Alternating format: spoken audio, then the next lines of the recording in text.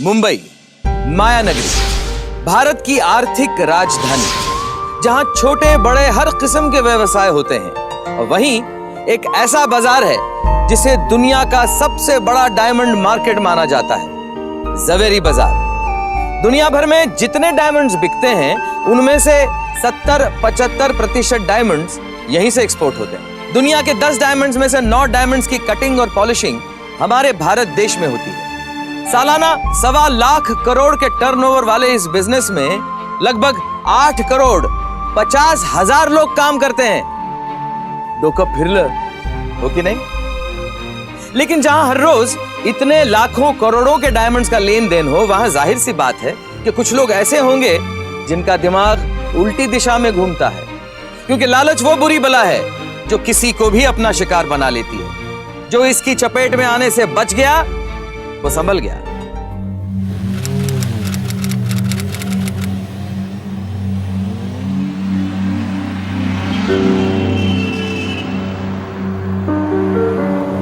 जय श्री कृष्णा भाई। जय श्री कृष्ण। सुपर डिलक्स शुभ आओ।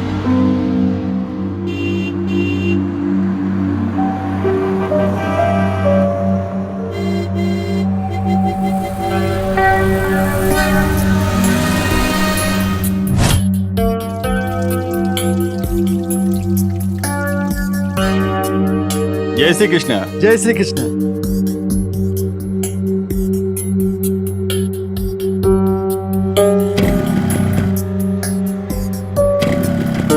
धनसुख भाई, करोड़ों का बिजनेस करते हो, बाइक तो बदलो। अरे अपना तो एक ही उसूल है भाई, जब तक चल रहा है तब तक चलाओ, फिजूल में पैसा क्यों उड़ावे। ठीक है ठीक है।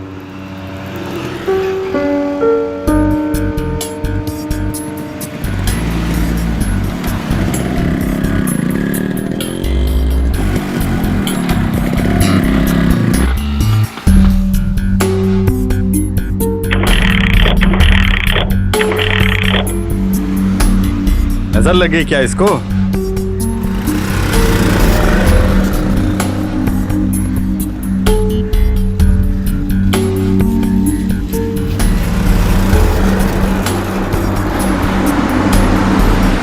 स्टेशन चलोगे? हाँ जी हाँ जी।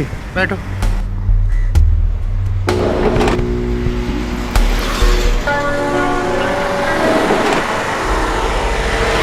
एक डायमंड व्यापारी को उसके डायमंड्स के लिए पहले किडनैप कर लिया जाता है और फिर उसकी हत्या। ऐसी लालच से भरी आपराधिक घटनाएं हम आए दिन अखबार की सुर्खियों में पढ़ते रहते हैं। आज की हमारी कहानी भी कुछ ऐसे ही लोगों की है जो अमीर बनने की लालच में इतने अंधे हो गए कि इंसानियत और हैवानियत के बीच के अंतर को ही भूल गए।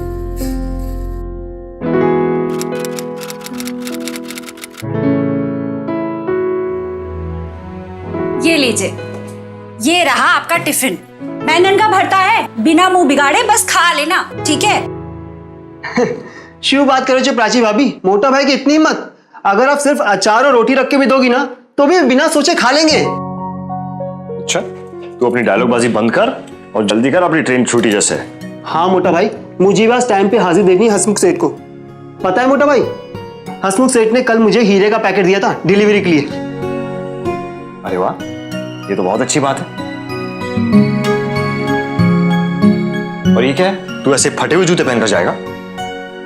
लोग देखेंगे तो क्या कहेंगे? भावेश कुमार का भाई ऐसे फटे हुए जूते पहनता? एक काम कर, नए वाले जूते पड़े वो पहन ले। नहीं नहीं मोटा भाई, वो तो आपने अपने लिए लेके आए ना। अरे अब मुझे क्या जरूरत है जूतों की? मुझे तो एक जगह बैठना और हीरे किसने? अब तू बड़े बड़े लोगों से मिलेगा, डिलीवरी करेगा, तुझे ज्यादा जरूरत है, ले ले। कोई बात नहीं मोटा भाई, कुछ दिनों में तनख्वाह मिलेगी तो मैं अपने नए जूते खरीद लूंगा, थोड़े स्टाइल वाले। ये स्टाइल वाइल मारना छोड़ दे। तू जितना सिंपल रहेगा उतना ही सुरक्षित रहेगा, समझा? और तूने ये क्या कपड़े पहने? तू ये पहन के डिलीवरी करने जाएगा? अरे अरे अरे, अच्छा तो लग रहा है। और क्या कुर्ता पजामा पहनेगा कल्पेश भाई? हाँ, ये लेग पकड़। कुछ नहीं पता, कुर्ते पजामे पहनने वाले लोगों के चोर जेब में लाखों के हीरे होते हैं, तो अंदाजा भी नहीं लगा सकती। हाँ हाँ, पता है कौन से लाखों के हीरे होते हैं। अरे अब आप लोग आर्ग्यूमेंट करना शुरू मत कीजिए, मैं व्हाइट शर्ट पहन के आता हूँ। खुश?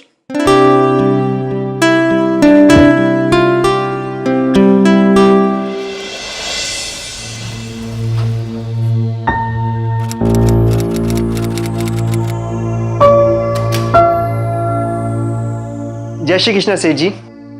जय श्री कृष्ण बेटा। अभी गया तू? एक तू ही है बेटा इस ऑफिस में जो टाइम से आता है।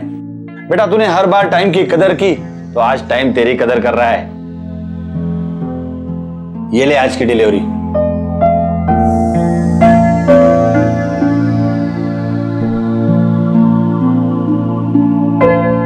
अच्छा सेठ जी, चलता हूँ। जय श्री कृष्ण। जय श्री कृष्ण बेटा।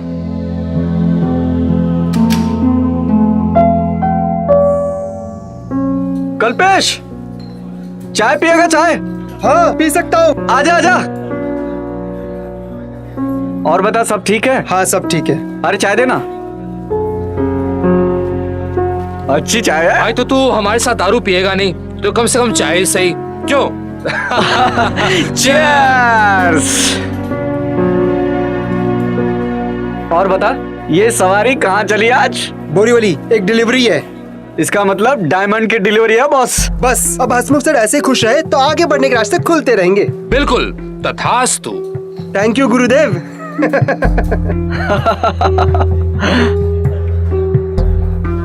अच्छा भाई, मैं चलता हूँ। अरे सुन ना, मेरा एक काम करेगा? हाँ। ये जो पैसे है ना, तू अपने पास रख, मैं बाद में ले लूंगा। नहीं नहीं मेहुल भाई, मैं कैसे? एक्चुअली क्या है कि ये पैसे ना मेरी जेब में रहेंगे ना तो खर्च हो जाएंगे, क्योंकि आज मुझे एक पार्टी में जाना है। नहीं नहीं मेहुल भाई। रख ले यार। अरे ये पैसे ना मुझे गांव भेजना है यार। ठीक है। इस बाजार की नींव है विश्वास। हैरानी की बात यह है कि यहाँ करोड़ों का व्यापार सिर्फ और सिर्फ विश्वास पर चलता है। छोटी छोटी चिट्स पर बड़े बड़े आंकड़े लिखकर करोड़ों का लेन देन होता है। सालों से इस धंधे में गुजराती और मारवाड़ियों ने अपना वर्चस्व बनाया है और लगभग 90% लोग जो यहाँ काम करते हैं वो कहीं ना कहीं एक दूसरे से किसी ना किसी रिश्ते से जुड़े हुए हैं। लेकिन लालच रिश्ते नाते नहीं देखता। लालच को तो सिर्फ मौके की तलाश होती है। और कल्पेश जैसे नौसिखिए का लालच की गिरफ्त में फंसना बहुत ही आसान था। मेहुल भाई, ये लो तुम्हारे 5000 रुपए, गिन लो। क्या गिन लो? ये रखो अपने पास, जब जरूरत होगी ना तो मांग लूंगा। लेकिन मेरे पास। अरे इतना क्यों सोच रहे हो? ये पैसे लेकर तुम भाग जाने वाले हो क्या? वैसे भी तुम मेरे गांव के हो और तुम्हारी भाभी जो है ना वो मेरे दूर की रिश्तेदार है। अगर ये पैसे लेकर भाग गए ना तो मैं वापस ढूंढ निकालूंगा। रखो रखो, और ये लो चाय पियो, अच्छी चाय है, ठीक है?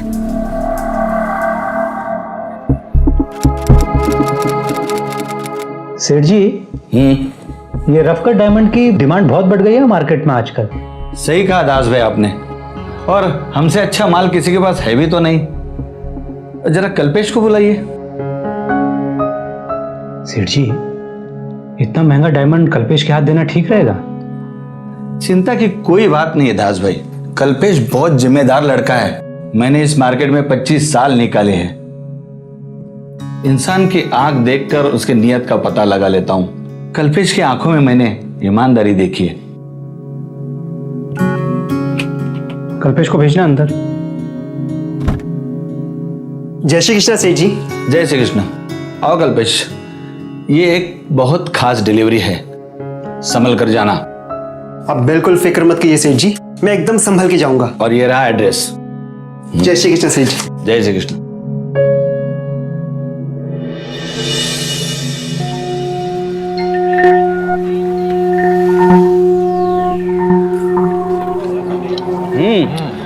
बढ़िया है।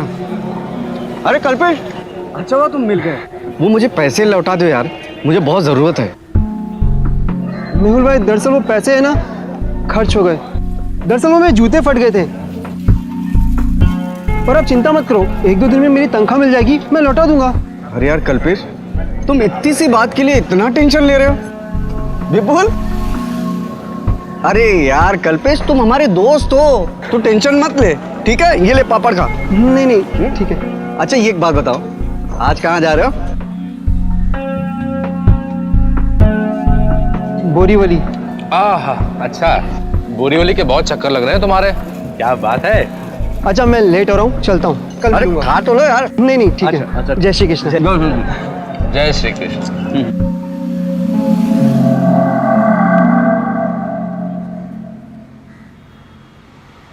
भैया बोरीवली तक का भाड़ा कितना होगा? 400 रुपये होगा साहब बोरीवली तक का। 400 रुपये? एक काम करो, आप मुझे नज़दीक के स्टेशन पे छोड़ दो। बेटिए साहब।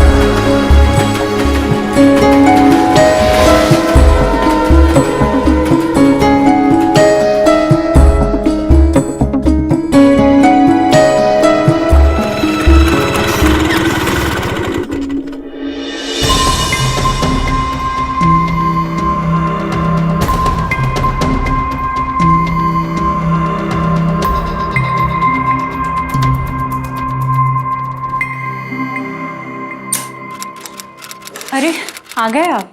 आज बहुत देर कर दी आने में। बहुत काम था आज। नहीं वापस आ गया? नहीं, आजकल तो रोज ही लेट आ रहा है।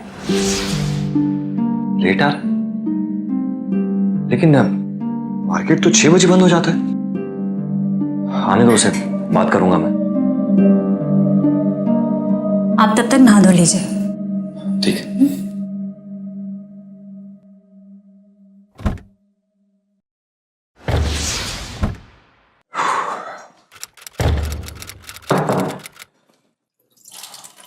सुनिए। हाँ? एक बार अपना फोन चेक कर लीजिए, थोड़ी देर से बज रहा है।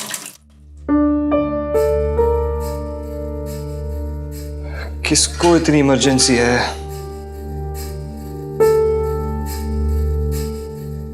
हसमुख सेठ के इतने सारे मिस कॉल।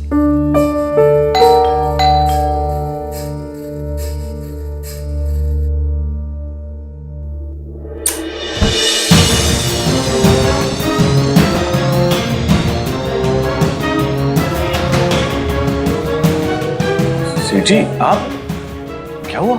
कल्पेश किधर है? कल्पेश तो नहीं आया।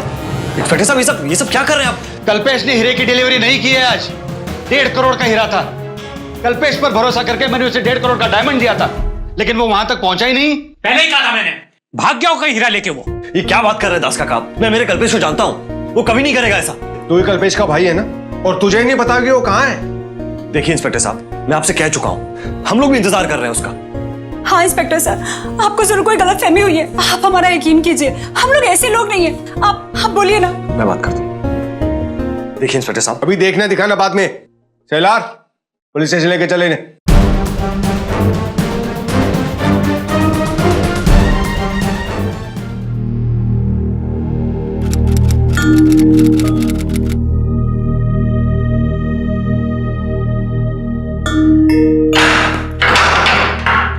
देखिए आप लोग प्लीज समझिए, अगर मेरा भाई गायब हुआ है तो जरूर किसी ना किसी मुसीबत में। देख, जिस दिन डायमंड का पता चल जाएगा, उस दिन डायमंड चुराने वाले तेरे भाई का भी पता अपने आप चल जाएगा।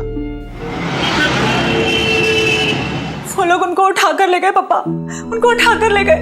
आप प्लीज कुछ कीजिए ना, किसी से बात कीजिए, कुछ तो कीजिए पापा। हाँ, जैसी कोई खबर मिलती है मैं बताती हूँ आपको।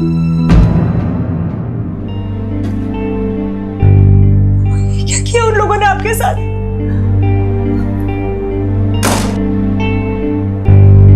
भगवान, ये क्या हाल बना दिया आपका। 15 सालों की इज्जत पे पानी फेर के भाग गया कल्पेश। कभी सपने में भी नहीं सोचा था कि वो इतना लालची निकलेगा। अब तो बस किसी तरह वो डायमंड मिल जाए। डायमंड्स सबको उस कांच के टुकड़े की पड़ी है, जिसकी कीमत सिर्फ 1.5 करोड़। मेरा भाई, किसी को उसकी फिक्र नहीं। कहां है वो, किस हालत में, किसी को कोई चिंता नहीं है उसकी, किसी को नहीं।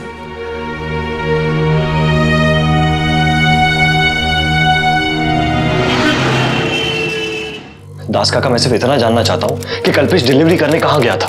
देख भावेश, मैं अपने ऑफिस की कोई भी इंफॉर्मेशन तुम्हें नहीं दे सकता। माफ कर मुझे तू। दास काका प्लीज कुछ तो बता दीजिए। जो पूछना है जाकर पुलिस स्टेशन में पूछ लीजिए। जाओ यहां से। मोटा भाई, हो सकता है डीलर से कोई सुराग मिल जाए मुझे। मोटा भाई बेदिवस થઈ ગયા છે और कल्पेश का कुछ पता नहीं। कहां से पता चलेगा? छिप गया होगा कहीं जाकर। ज्यादा दिन नहीं छिप पाएगा वो। जिस दिन मिलेगा ना उस दिन मैं। जिसके ऊपर आपने इतना भरोसा किया उसके बारे में आप ऐसा कैसे कह सकते हैं? आप लोग कल्पेश नहीं कर सकता वो कुछ ऐसा। आज उसने ना सिर्फ तुम्हारी बदनामी की है बल्कि तुम्हारी कौम को बदनाम कर दिया है। मोटा भाई वो बात को समझ।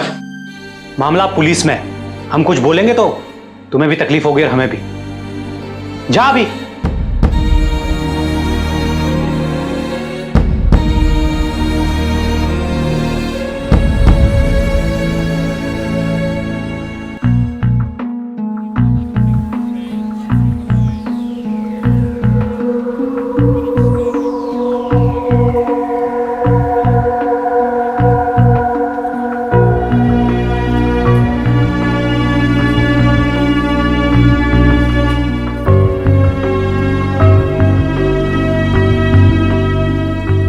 रमेश, कल्पेश आया था क्या यहाँ पे?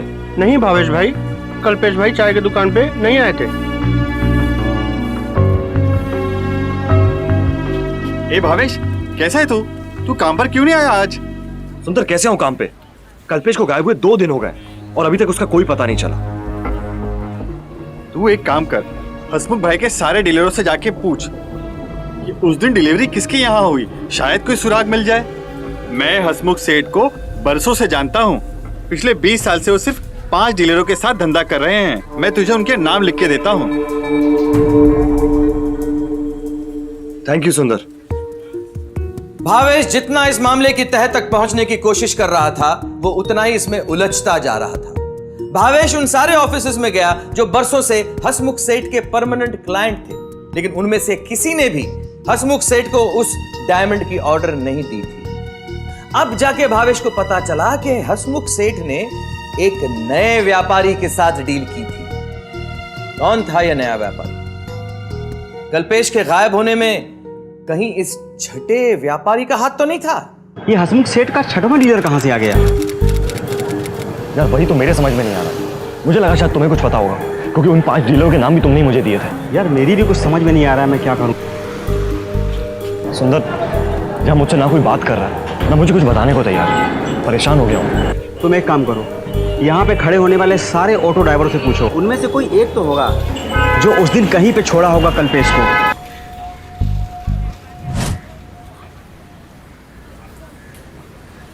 भाई साहब, आपने इस लड़के को देखा है कहीं?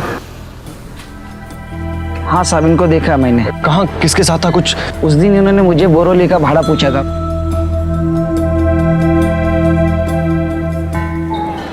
इसका मतलब है डिलीवरी बोरीवली की थी। थैंक यू भाई साहब। बहुत खोज के बाद भावेश को एक ऑटो वाले से यह पता चला कि कल्पेश आखिरी बार डायमंड की डिलीवरी करने के लिए बोरीवली गया था। भावेश ने अपने कॉन्टैक्ट से यह पता किया कि बोरीवली में ऐसा कौन सा डायमंड व्यापारी है जो 1.5 करोड़ के डायमंड खरीदने की क्षमता रखता है। और आखिरकार उसे एक नाम और एक पता मिला। धीरूभाई शाह, 302 चेतना टावर, बोरीवली।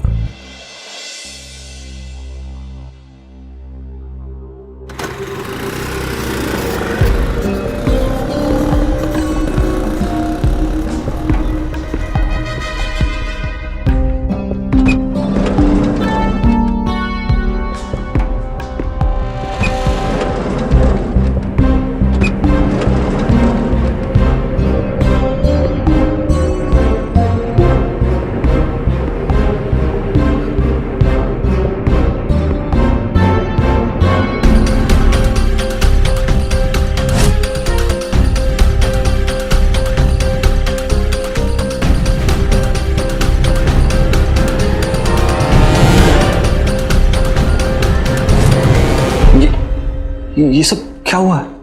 धीरूभाई शाह का मर्डर हो गया है। क्या? कैसे हुआ ये सब?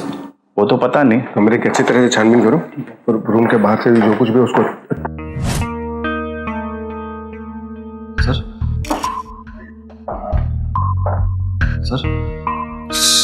ये सब कैसे? तुम यहाँ क्या कर रहे हो? धीरू भाई को जानते हो तुम? नहीं सर, मैं नहीं जानता इनको, और ना ही मेरा इनके साथ कोई रिश्ता ना था। लेकिन सर, कल्पेश का हो सकता है। मुझे ऑटो वाले से पता चला कि उस दिन कल्पेश बोरीवली के लिए निकला था।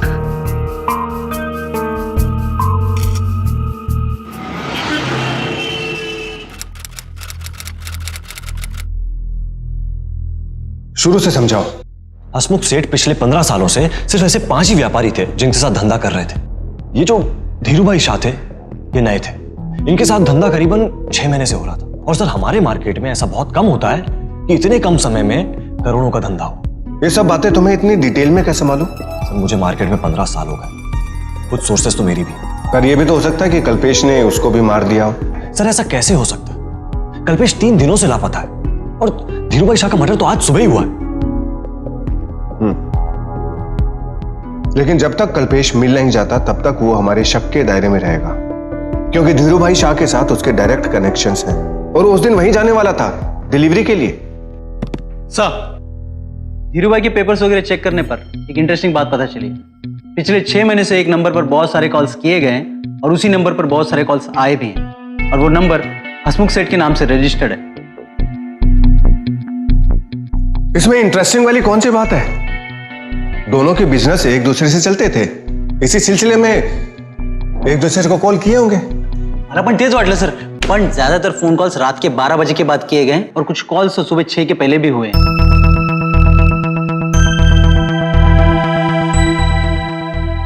ये नंबर मेरा नहीं है। लेकिन ये नंबर आपके नाम से रजिस्टर्ड है। मुझे इस नंबर के बारे में कुछ भी पता नहीं है। देखिए, ये काम हमारे मुनीम यानी कि दास भाई संभालते हैं। उन्हें शायद इस नंबर के बारे में पता होगा।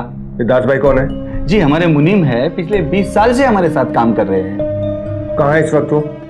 आप मुझे बता सकते हैं? जी, दरअसल तबीयत खराब होने के कारण उन्होंने कुछ दिनों के लिए छुट्टी ली है। वो घर पर ही होंगे।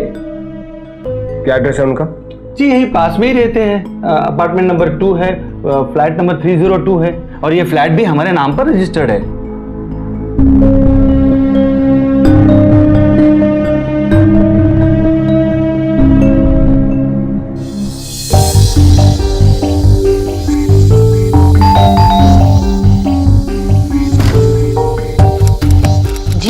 दास भाई हैं घर पे?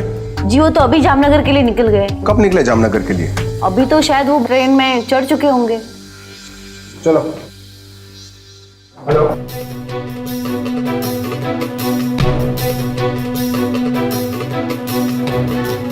क्या हुआ? मिला वो? हाँ सर, हमने पकड़ लिया उसे।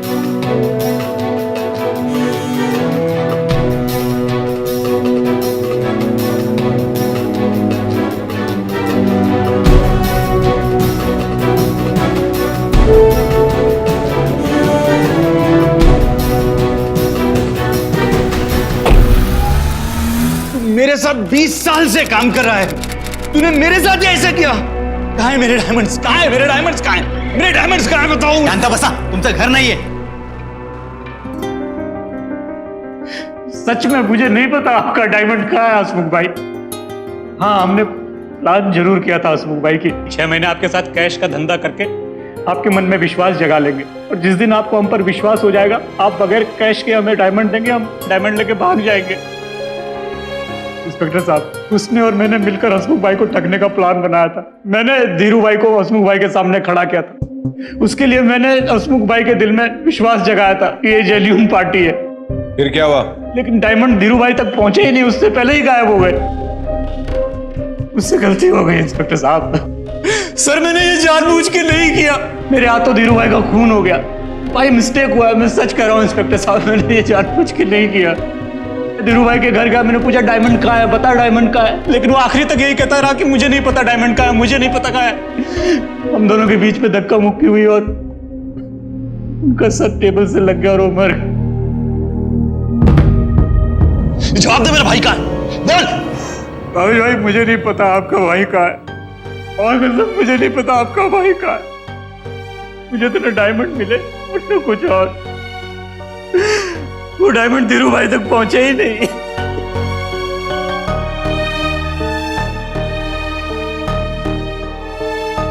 धीरू भाई शाह के मर्डर केस की गुत्थी तो सुलझ गई, और हसमुख सेठ के डायमंड्स और कल्पेश का गायब होना अभी समझ नहीं आ रहा है।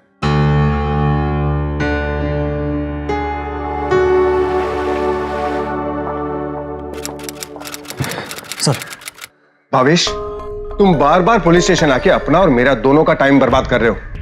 देखो, तुम्हें छोड़ दिया इसका मतलब ये नहीं है कि तुम बच जाओगे, बल्कि तुम्हें इसलिए छोड़ा है कि तुम्हारे भाई ने जो डायमंड चोरी किए हैं उसे ढूंढ कर लाओगे, समझे तुम? सर मैं इसीलिए तो आपके पास आया हूं, ताकि आप मेरे भाई को चोर ना समझे और सर आपको खोए हुए डायमंड भी मिल जाए। वो कैसे? सर ये देखिए, ये फोटोग्राफ मुझे हसमुख सेठ के ऑफिस से मिली है। सर ये वही डायमंड है जिसकी डिलीवरी करने कल्पेश गया था और अभी तक वापस नहीं आया सर। पर इतने बड़े मार्केट में इस डायमंड को ढूंढेंगे कैसे? सर एक रास्ता है मेरे पास। ये डायमंड्स चोरी के, और चोरी के डायमंड्स में डील सब लोग नहीं करते। बहुत कम लोग होते हैं जो ऐसे डायमंड्स में हाथ डालते हैं सर। मतलब सर, मार्केट में खुफिया सिंडिकेट्स होते हैं जो कि ऐसे डायमंड्स में डील करता है, और इन डायमंड्स में ना तो कोई सर्टिफिकेट होते हैं और ना ही कोई गारंटी होती है सर। ये बहुत ही रिस्की डील होती है, इसीलिए बहुत कम लोग हाथ डालते हैं। मार्केट में ये बताना बहुत ही मुश्किल है कि कौन कौन लोग हैं जो इसमें धंधा करते हैं सर।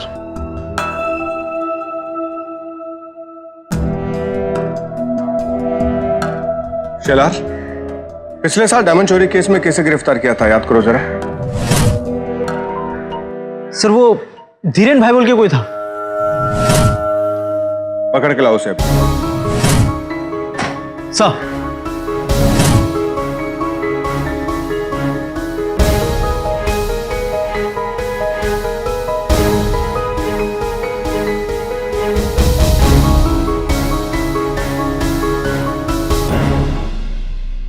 जय श्री कृष्ण साहब। साहब क्या हुआ, मुझे बुलाया? अब मैंने क्या किया साहब?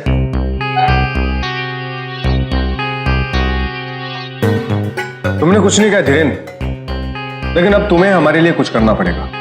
बोलो ना साहब।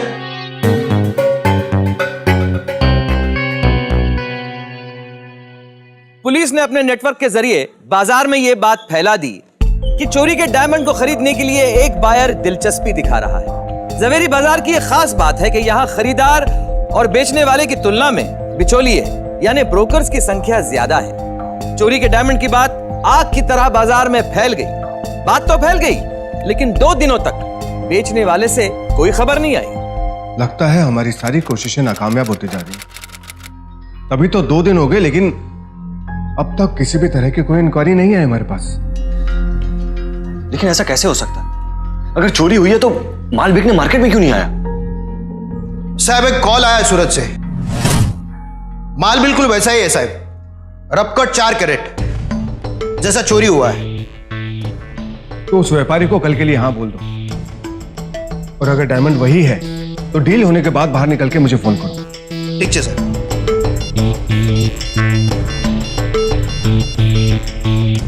अरे मुझे रोकड़ा आज ही चाहिए, समझा?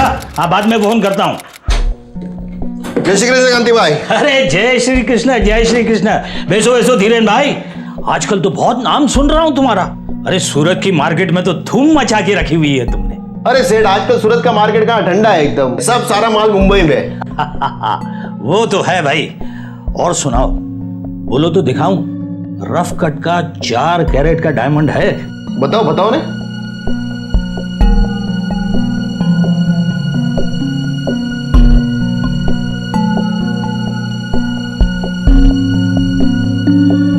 अब ये बताने की जरूरत तो नहीं होगी ना कि सौदा रोकड़े में होगा। 1 हाथ कैश, 1 हाथ डायमंड। अरे सेठ, जवेरी बाजार में किसको भी पूछ लो धीरेन भाई का नाम। माल दो रोकड़े में, माल लो रोकड़े में। कम काम करो, अच्छा काम करो। माल देखो सेठ। हाँ हाँ देखो देखो, इसमें संकोच की क्या बात है।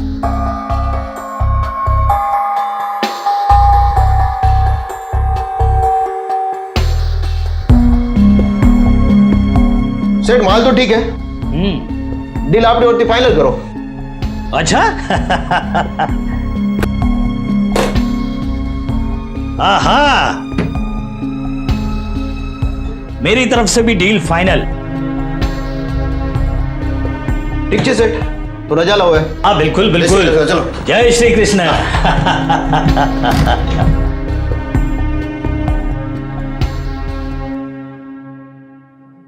साहब काम हो गया साहब।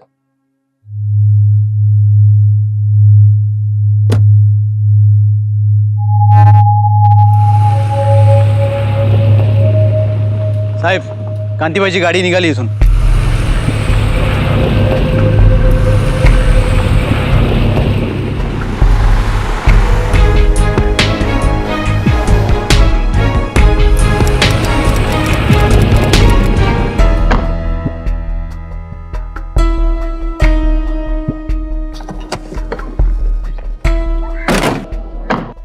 भावेश तुम यहीं रुको, मैं अभी आता हूं.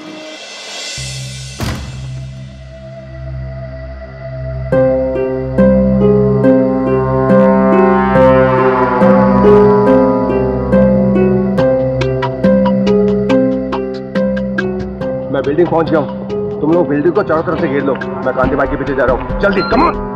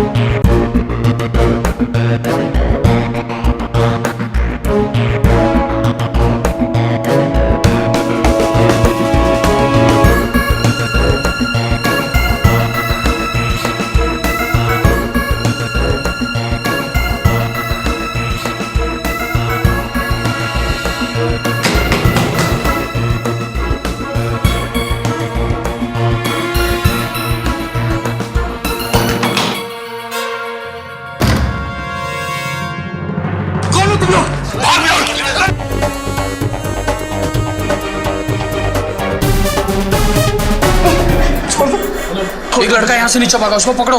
Okay sir.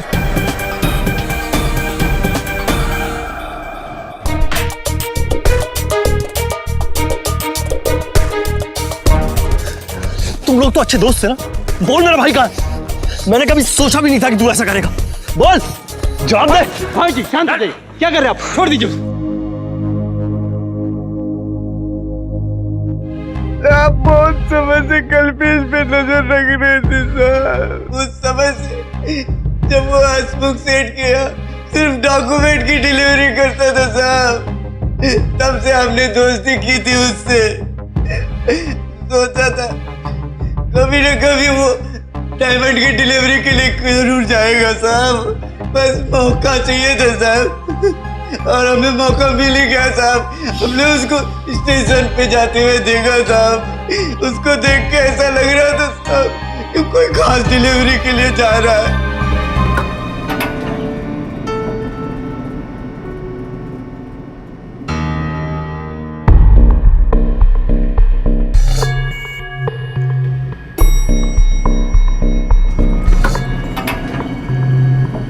अरे तुम लोग दोनों यहाँ कैसे? तेरी जिंदगी खतरे में है दोस्त. और हम तुझे बचाने आए हैं. अरे मेहुल भाई क्या कर रहे हो ये? अरे टेंशन मत ले यार, हम है ना. पुलिस की इंटरोगेशन के बाद भला मेहुल और विपुल कितनी देर तक चुप रहते. सब बोल दिया उन्होंने, लेकिन अब भी एक सच सामने आना बाकी था. कल्पेश का सच.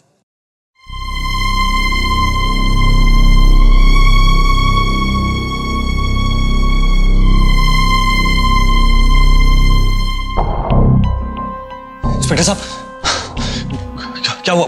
पता चला मेरे भाई का? इंस्पेक्टर साहब, अब बोल क्यों नहीं रहे? कुछ कुछ कुछ बताया उन लोगों ने? सर प्लीज, प्लीज कुछ तो बोलिए. कुछ तो कहा होगा उन लोगों ने. Sir please.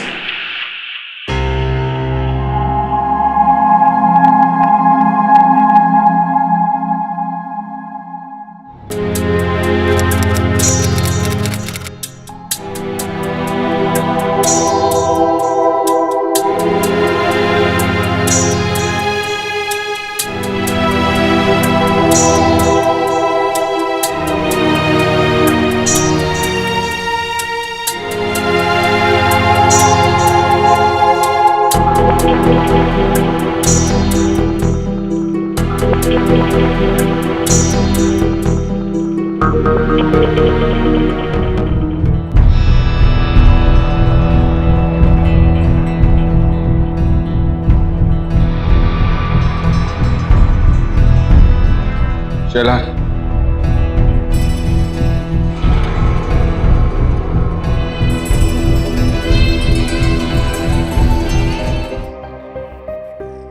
ये स्टाइल वाइल मारना छोड़ दे। तू जितना सिंपल रहेगा उतना ही सुरक्षित रहेगा। ऐसी ईमानदारी और मन लगा के काम कर। एक दिन लोग मुझे देख के बोलने चाहिए कि वो देख कल्पेश सेठ का भाई जा रहा है। ये सिर्फ एक और कहानी या सावधान इंडिया का एक और एपिसोड नहीं है, इसलिए इसे देखकर अनदेखा मत कीजिए। आज के दिखाए एपिसोड पर सोचिए। ये सोच आपको लालच की गिरफ्त से बचाएगी। आपको पहुंचा हुआ नुकसान सिर्फ आपका नहीं, आपके परिवार, समाज, हम सबका है। लालच का अंत तो बुरा ही होता है। दास भाई, विपुल, मेहुल जैसे लालची लोग एक दिन खून करके सारी उम्र जेल में बिताते हैं और उनके लालच की सजा हम जैसे आम आदमी को अपनी जान देकर चुकानी पड़ती है, जैसे कल्पेश के साथ हुआ। सोचिए, गौर कीजिए, जिंदगी, रिश्ते बेशकीमती होते हैं। कहीं थोड़े से पैसे के लालच की वजह से हम बहुत कुछ गंवा तो नहीं रहे हैं। अगर आपको अपनों की फिक्र है तो मेरे साथ मिलकर शपथ लीजिए कि हम अपने अंदर के लालच को बोलेंगे अता बस, बाहर के लालचियों को बोलेंगे अता बस। आमची मुंबई, मी मुंबई कर, सतर्क मुंबई कर, सुरक्षित मुंबई। सावधान इंडिया, मुंबई फाइट्स बैक।